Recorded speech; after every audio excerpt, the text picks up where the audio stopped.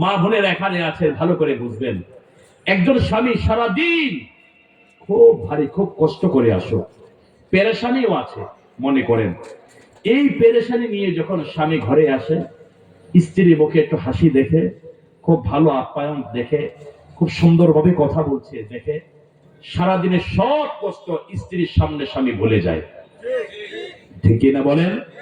আবার একজন মানুষ, একজন পুরুষ বাহিরে খুব আনন্দে, খুব সুখে ছিল, ঘরে এসে বিবির মনটা দেখলো চেহারায় ভার ভার, খালি খেট খেট খেট খেট খেট মেজাজ এমন দেখাচ্ছে। ওই স্বামী সারাদিন বাহিরে ভালো থাকলেও ঘরে একটু স্ত্রীর মেজাজ খারাপ দেখলে সারাদিনের সব আনন্দগুলো মুহূর্তের মধ্যে শেষ হয়ে যায়। ঠিক কিনা বলেন? এই জন্য মায়েরা, আপনাদের উচিত স্বামীর পাশে থাকবেন, স্বামীর পাশে থাকবেন, স্বামীকে উৎসাহ দিবেন। আপনার উৎসাহ স্বামীর এক ধাপ কাজে আরো অগ্রগতি দিবে, স্বামী এক ধাপ এগিয়ে চলবে। হযরত আম্মাজান আয়েশা সিদ্দিকা রাদিয়াল্লাহু আনহার কথা বলতে হয়। নবী আলাইহিস সালাতু ওয়াস সালাম যখন হেরা গুহা থেকে রাহমাতুল লিল আলামিন যখন ঘরে গেলেন, নবীজি হযরত জিবরিলকে প্রথমবার দেখে খুব শঙ্কিত হয়ে পড়লেন, খুব ভীত সন্ত্রস্ত হয়ে পড়লেন। নবীজি গিয়ে বলছেন, আয়েশা, খাদিজা, জাম্মিলুনি জাম্মিলুনি, আমার গায়ে চাদর আবৃত করে দাও। নবীজি ভয়ে ঠান্ডায় শরীর কাঁপতেছে। ওহ! হযরত খাদিজা সেদিন বলছিলেন, মায়েরা শুনেন, সেদিন খাদিজাতুল কুবরা রাদিয়াল্লাহু আনহা বললেন, আল্লাহি, আল্লাহর কসম করে বলি, লা ইউহজিকাল্লাহু আবাদা, ইয়া রাসূলুল্লাহ, আল্লাহর কসম করে বলি, আপনি কোনো ভয় পাবেন না, আল্লাহ আপনার কোনো ক্ষতি করবে না। আর একটু আস্তে কোন মিয়া, সুবহানাল্লাহ। আর একটু আস্তে কোন। খুব ঠান্ডা পড়ছে মনে হয়, হ্যাঁ? না, একটু ঠান্ডা বেশি আপনাদের এলাকায়, একটু বেশি না? আমি এদিকে যত আসছি খুব ঠান্ডা, ইভেন আপনাদের ঠান্ডাটা আমাকে কাবু করে ফেলছে। আমি আসার পরে এটা কিন্তু আমি খুলে ফেলার কথা, আপনারা শুরুতে যারা আছেন আমি এটা পেঁচিয়ে দিছি, আরো খুব ঠান্ডা লাগতেছে। কারণ এমনিতে শরীর ঘেমে যাওয়ার কথা, আর আপনাদের এখানে খুব ঠান্ডা, একটু তেল্লি বেশি, তাই না? সেই ঠান্ডা থেকে আপনারাও ঠান্ডা হয়ে গেছেন। হ্যাঁ, উত্তরের মানুষ তো একটু ধৈর্যশীল মানুষ, ঠিক কিনা বলেন? এরা খুব পরিশ্রমী মানুষ, খুব কষ্ট করতে পারে, খুব পরিশ্রম করার অভ্যাস আমাদের দক্ষিণের যে উত্তরের মানুষের বেশি, ঠিক কিনা বলেন? এজন্য একটা আওয়াজ দিয়ে বলেন সুবহানাল্লাহ। নবীজি মনটা ভারাক্রান্ত, হযরত জিবরিলকে মাত্র প্রথম দেখলেন, কি ছায়া, কি দৃশ্য, ভয় পাচ্ছেন। হযরত আয়েশা নবীজিকে, খাদিজা নবীজিকে সাহস দিলেন, ইয়া রাসূলুল্লাহ, নো টেনশন, কোনো বিপদ আপনার হবে না। আজকে আমরা যদি বিপদে পড়ে ঘরে যাই, স্ত্রী একটা আবদার করছিল যে নরসিংদী শপিং বলে কিংবা উত্তরা রাজদক্ষী শপিং বলে নিয়ে একটা শাড়ি কিনা দিবেন, হেতের একটা শাড়ি, হেতের মার একটা শাড়ি, আপনার শালির একটা শাড়ি কিনে দিবেন। আপনারও ঘরে আর্থিক সমস্যা, এখন অত একটা মনেও চাইটাই না, এখন নেন নাই।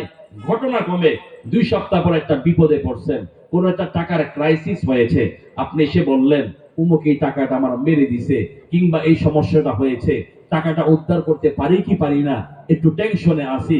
এই যখন আপনি বলবেন আপনার বিপদের কথা, আপনার ঘরের বেগম সাহেবা এমন কিছু মহিলা আছে আপনার আরো জোর গলায় বলবে, একটা আবদার করছিলাম আমারটা মানলেন না, এখন বিপদে হইরা কি হারায় আমার কাছে, এখন বিপদে পড়ছেন যখন আরো হইরা মরে। কথা কয় না? এমন মহিলা আছে না নাই? আপনাদের এলাকায় আছে না? হ্যাঁ, আছে না নাই? এমন মহিলা আছে? যেই তো কার কার ঘরে আছে, হাত ওঠেন না বাসান। আজকে ঘরে ঢুকতে পারবেন, কাল মাগার ঘরে ঢুকতে পারবেন না। ভাতিজা গিয়ে বলবো, চাচি জানেননি চাচা কিন্তু হাত উঠেছে হুজুরের সাথে। আমরা দোয়া করি আল্লাহ ঘরের মা বোনদেরকে ভালো রাখেন, বলেন আমিন। তো শুনেন, হযরত খাদিজা সাহস দিচ্ছেন নবীজিকে, নবী, মায়েরা আপনাদেরকে শিখাচ্ছি, স্বামী যদি বিপদে পড়ে সাহস কেমনে দিবেন। নবীজিকে হযরত খাদিজা বলছেন, ইন্নাকা লাতাসিলুর রাহিম ওয়া তাহমিলুল কাল্লা। নবী, আপনি কিসের ভয় করেন? আপনার না কতগুলো ভালো কাজ আছে, আপনি কি করেন জানেন? ইন্নাকা লাতাসিলুর রাহিম, আপনি না আত্মীয়দের খোঁজ খবর নেন, সুবহানাল্লাহ বলেন। ওয়া তাহমিলুল কাল্লা, আপনি কারো বোঝা নিতে কষ্ট হলে তার বোঝাটা না আপনি বহন করে আগায়া দিয়ে আসেন। আপনি কোনো চিন্তা করবেন না, আপনার না কত ভালো কাজ আছে, এই ভালো কাজের দিকে তাকায়া আল্লাহ আপনারে কোনো বিপদে ফেলবে না। মায়েরা, দু একটা আমল বয়ান নেন, শিক্ষা নেন। স্বামী যখন টেনশন করবে বাসায় আপনার কাছেই তো শেয়ার করবে, আপনি তার ভালো কাজগুলি তুলে ধরবেন। কিসের টেনশন আপনি করেন? আপনি 5 ওয়াক্ত নামাজ পড়েন, আপনি মানুষের এটা মারেন না, আপনি মানুষের লাইলে কোপ দেন না, মানুষের খেতে কোপ দেন না, আপনি মানুষের ঋণ আটকিয়ে রাখেন না, আপনি মানুষের সুন্দর ভাষায় কথা বলেন, আপনি আপনার বোনদের খবর নেন, ভাইদের খবর নেন, আপনি না মা বাবার খেদমত করেন। আপনার এত ভালো কাজ থাকলে মানুষের উপর, মানুষের দোয়া আপনার উপরে আসে না, কিসের টেনশন? আল্লাহ আপনাকে হেফাজত করবে, ঠিক কিনা বলে? যদি এমন করে স্বামী একটু স্ত্রীকে সাহস দেয়, বলুন তো, স্বামী যদি আদর্শবান হয় তার পেরেশানি কমবে কি কমবে না? পরিবার পরিবার এটা সুখের সংসার হবে, এটা জান্নাতের বাগান হবে। বিশ্বাস করেন, একটা পরিবার এমন একটা পরিবার, এমন একটা জায়গা যেখানে সারা দিনের কষ্ট নিয়ে গেল স্ত্রীর মুখে একটা হাসি থাকলে, জামা কাপড়গুলো গুছিয়ে রাখতে দেখতে গেলে সব কষ্ট একজন পুরুষ ভুলে যায়, ঠিক কিনা বলে? আল্লাহ আমাদের ঘরের মা বোনদেরকে এমনই হযরতে খাদিজার জিন্দেগি দান করেন, বলেন আমিন। আর একটু আসতে গোনা আসেন। 2 নাম্বার মহিলাদের গুণ, সময় কম। আল্লাহ তাআলা বলেন 2 নাম্বার হলো, আল্লাহ তাআলা বলেন 2 নাম্বার কাজ যেটা, হাফিজাতুন লিল গায়বি বিমা হাফিজাল্লাহ।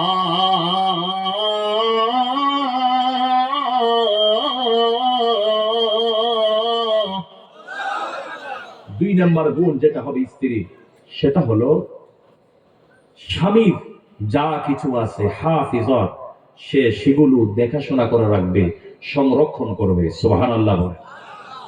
সেগুলো সংরক্ষণ করবে, দেখাশোনা করবে। এর 2টা ব্যাখ্যা।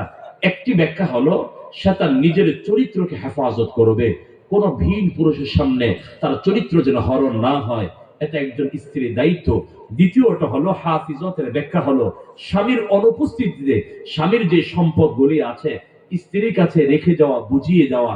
এভাবে দেখা যায় আমার দেশের অনেক পুরুষেরা বিদেশে যায়, তার সন্তান, তার সম্পদ, তার জিনিসপত্রগুলো স্ত্রীর কাছে বুঝিয়ে যায়, যেগুলো একটু দেখাশোনা করে রাখবে।